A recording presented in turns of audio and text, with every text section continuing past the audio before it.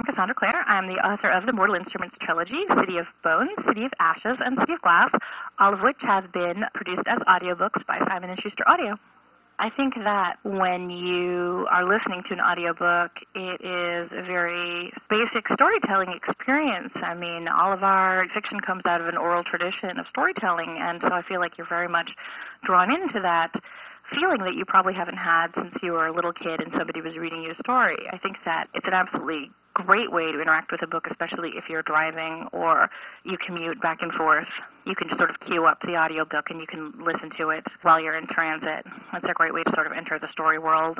I think it's a way to sort of see the story very visually and audibly in your head. You hear the characters talking, you get the expression of their voices, the inflection of what they're saying. I mean, if it's a good reader, you get the inflection of the jokes. It makes them very funny.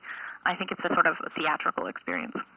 I especially enjoyed in the first book, there's an interlude at the Vampire Hotel where Clary and Jace wind up at this hotel in Spanish Harlem, and they encounter a bunch of sort of angry vampires, and it's very suspenseful the way that it's read. I really enjoyed that.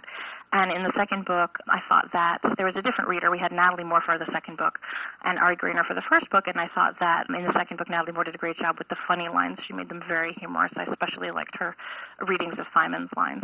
I listened to the first one when I was driving back and forth from Massachusetts, and the second one I downloaded onto my iPod and listened to it while I was traveling in Europe.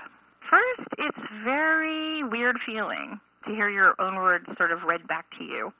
It feels very strange, but pretty soon it starts to seem normal and pulls you in, and that's a really nice feeling.